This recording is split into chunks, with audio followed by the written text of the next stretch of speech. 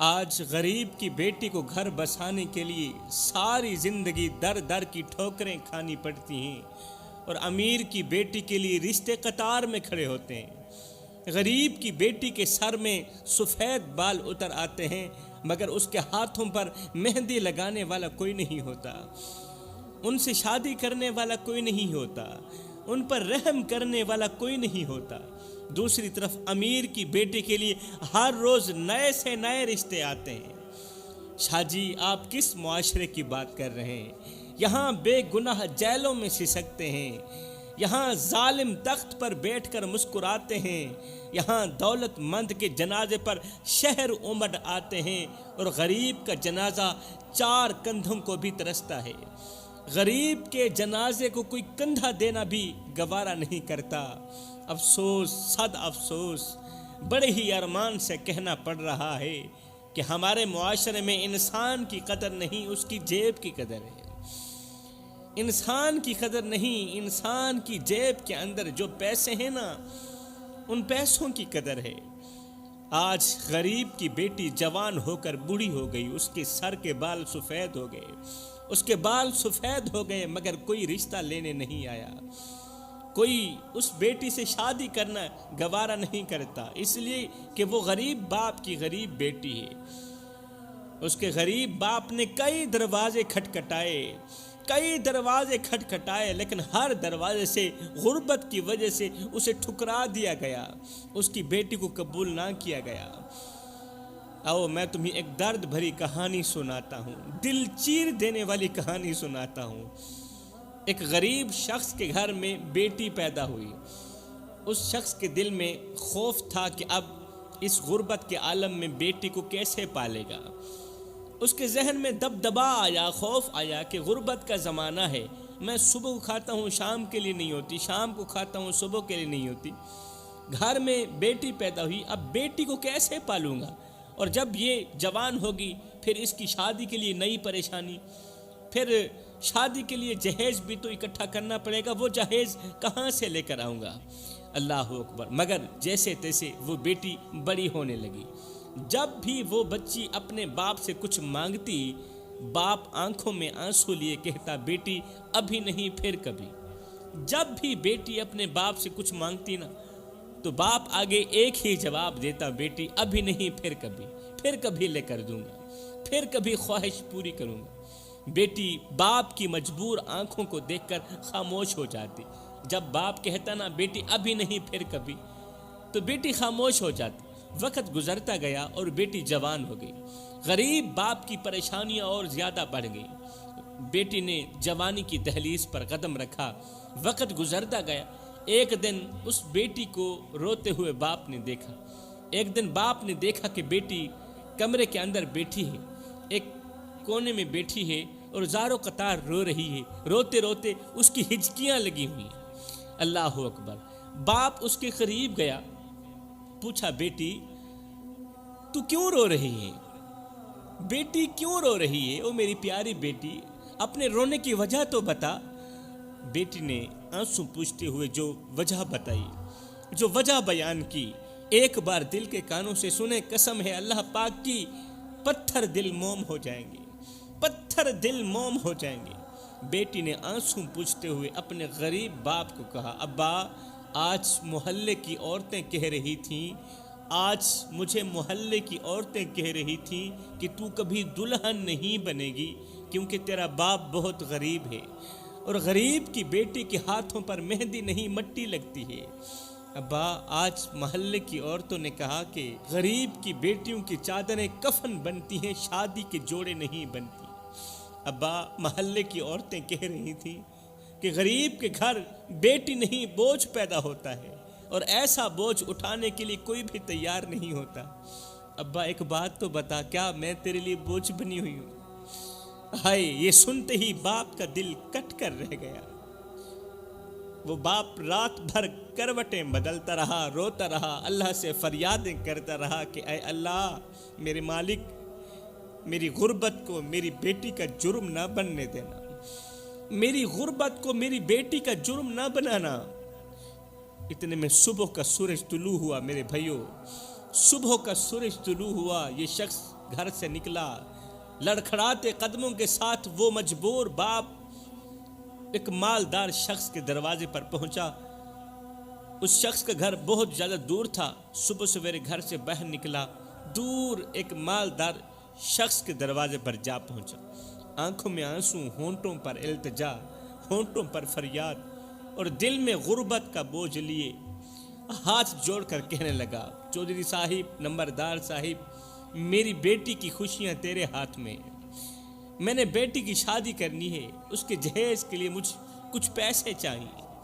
بیٹی کی شادی کرنی ہے، اس کے جہیز کے لیے مجھے کچھ پیسے چاہیے۔ مالدار شخص نے غریب کی حالت زار دیکھ کر بے رحمی سے کہا، پیسے تو دے دوں گا، لیکن بدلے میں تیری پوری زندگی لوں گا، بدلے میں تیرا وجود لوں گا، تو میرا نوکر بن کر رہے گا۔ تیری بیٹی کے جہیز کے لیے تجھے پیسے دے دوں گا، مگر بدلے میں تو میرا نوکر بن کر رہے گا، میرے سامنے نظریں جھکائے رکھے گا ساری زندگی، میری ہر تلخ بات سنے گا اور کبھی آہ تک نہیں کرے گا، کبھی اف تک نہیں کرے گا۔ اگر تجھے منظور ہے تو میں تجھے پیسے دے دیتا ہوں۔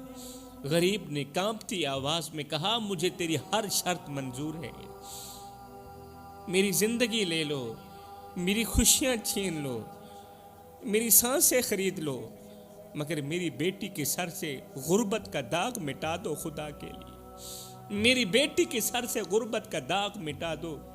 یہ بات طے کرنے کے بعد کہ مجھے پیسے دو، میں جہیز لے کے بیٹی کی شادی کروں، پھر میں پوری زندگی تیرا غلام بن کر رہوں گا، یہ بات طے کرنے کے بعد یہ غریب شخص لرزتے قدموں کے ساتھ واپس گھر کی طرف لوٹ رہا تھا۔ ابھی گھر سے کچھ فاصلے پر ہی تھا کہ دور سے اپنے گھر کے دروازے پر لوگوں کا ہجوم دیکھا، دور سے دیکھا کہ میرے گھر کے دروازے پر لوگوں کا ہجوم ہے۔ اس کا دل بے اختیار کانپنے لگا، اللہ، میرے گھر کے دروازے پر لوگوں کا ہجوم کیوں ہے؟ وہ دوڑتے ہوئے، یہ غریب شخص دوڑتے ہوئے گھر کے قریب پہنچا اور کانپتی ہوئی آواز میں لوگوں سے پوچھا، لوگوں کیا ہوا؟ میرے گھر کیوں جمع ہوئے ہو؟ سب لوگ خاموش کھڑے اسے دیکھتے ہی رہے، کسی نے اسے جواب نہ دیا، اس کا دل خوف سے اور زیادہ دھڑکنے لگا۔ وہ تیزی سے گھر کے اندر داخل ہوا تو کیا دیکھتا ہے کہ اس کی بیٹی سفید چادر میں لپٹی چارپائی پر بے جان پڑی ہے، سفید کفن میں لپٹی چارپائی پر بے جان پڑی ہے۔ بیٹی کی ماں سرہانے بیٹھی بیٹی کا سر چوم رہی ہے اور رو رہی ہے۔ ہائے، غربت کے مارے باپ کی آنکھوں کے سامنے ایک دم اندھیرا چھا گیا۔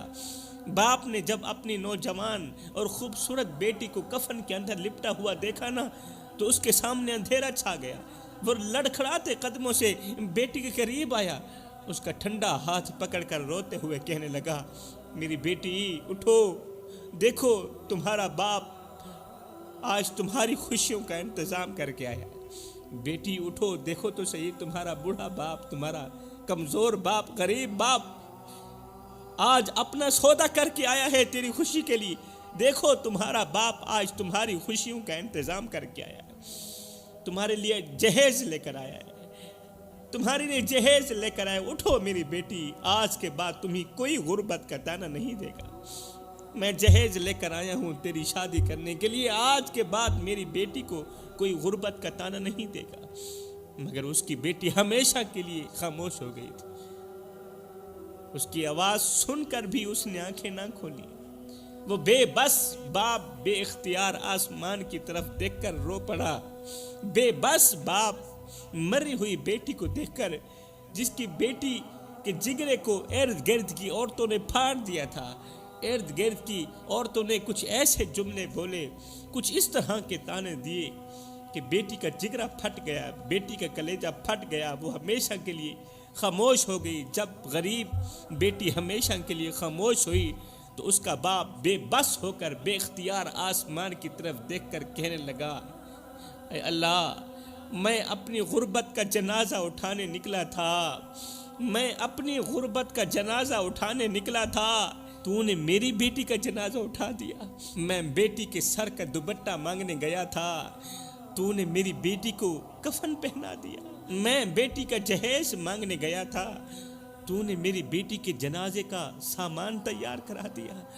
میں بیٹی کی ڈولی سجانے کے لیے گیا تھا، تو نے میری بیٹی کی میت کو سجا دیا۔ اللہ مجھے غربت دی تھی تو صبر بھی دیتا، اب بتا میں اپنی بیٹی کی لاش کا بوجھ کیسے اٹھاؤں؟ میرے کندھے کمزور ہو چکے ہیں، میرا بدن کمزور ہو چکا ہے، میں اندر سے ٹوٹ چکا ہوں، میں اندر سے ختم ہو چکا ہوں۔ اللہ مجھے غربت دی تھی تو صبر بھی دیتا، مجھے اتنا بتا دے کہ میں اپنی بیٹی کی لاش کا بوجھ کیسے اٹھاؤں؟ کمزور سے کندھے پر اتنا بڑا بوجھ کیسے اٹھا سکتا ہوں؟ اللہ یا اللہ، میں بیٹی کو دلہن بنانے کا خواب لے کر نکلا تھا، تو نے اسے قبر کی دلہن بنا دیا۔ اس کا یہ جملہ سن کر زمین و آسمان لرز گئے ہوں گے، فرشتے بے ساختہ رو پڑے ہوں گے۔ میرے دوستو یاد رکھنا، جب معاشرے میں غربت کا جنازہ نہ اٹھے تو پھر غریب کی بیٹی کا جنازہ ضرور اٹھتا ہے۔ جب معاشرے میں غربت کا جنازہ نہ اٹھے نا تو پھر غریب کی بیٹی کا جنازہ ضرور اٹھتا ہے۔ خدارا میرے بھائیوں، کڑوے جملے بول کر لوگوں کا دل مت توڑا کرو، کبھی بھی کسی کے صبر کو آزمانے کی غلطی نہ کرنا، کیونکہ صبر کرنے والا کمزور نہیں ہوتا، وہ بس اللہ پر بھروسہ رکھ کر خاموش ضرور ہوتا ہے، لیکن جب وہ اپنے رب سے فریاد کرتا ہے نا تو پھر وہی رب ظالم کو ایسا سبق سکھاتا ہے، ایسا سبق سکھاتا ہے کہ وہ زندگی بھر یاد رکھتا ہے۔ اس لیے کسی کو رلانے سے پہلے سوچ لو کہ اگر وہ دکھی شخص اللہ سے فریاد کر بیٹھا تو تمہیں کہیں پناہ نہیں ملے گی۔ میرے بھائیوں، کبھی بھی کسی کی خاموشی کو معمولی مت سمجھنا، کیونکہ بعض اوقات خاموشی وہ چیخ ہوتی ہے جو اللہ کے عرش کو ہلا دیتی ہے۔ وہ لوگ بڑے خوش نصیب ہوتے ہیں جن کے پاس درد بیان کرنے والا کوئی اپنا ہوتا ہے، ورنہ کچھ لوگ تو ایسے بھی ہوتے ہیں جو ساری زندگی ہنستے ہوئے دوسروں کے سامنے خود کو مضبوط دکھاتے ہیں، مگر رات کے اندھیروں میں تکیے کو آنسوں سے بھگو دیتے ہیں۔ ایسے لوگ مر نہیں پاتے، بس جیتے جی ہمیشہ کے لیے ختم ہو جاتے ہیں۔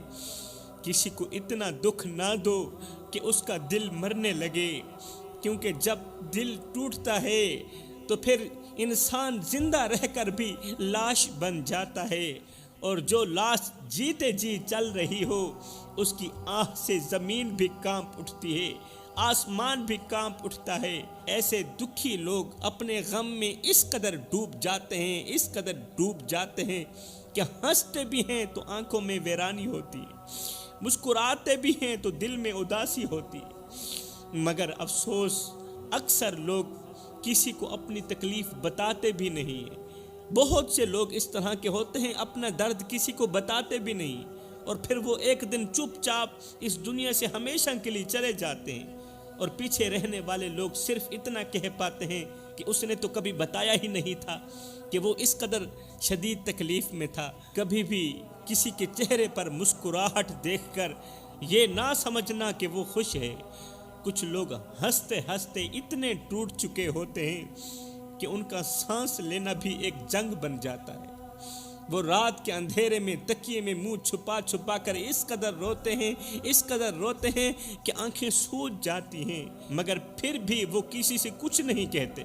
ایسے لوگ دن میں ہنستے ہیں، محفلوں میں بیٹھتے ہیں، ہنستے ہیں، مگر حقیقت میں وہ اپنی زندگی سے تھک چکے ہوتے ہیں۔ وہ بس چلتے جاتے ہیں، کیونکہ انہیں یقین ہوتا ہے کہ اب ان کا درد کوئی نہیں سمجھے گا، مگر خاموشی کا یہ بوجھ ان کے دل کو اتنا زخمی کر دیتا ہے، اتنا زخمی کر دیتا ہے کہ ایک دن وہ جیتے جی مر جاتے ہیں، ایک دن جیتے جی ہمیشہ کے لیے خاموش ہو جاتے ہیں۔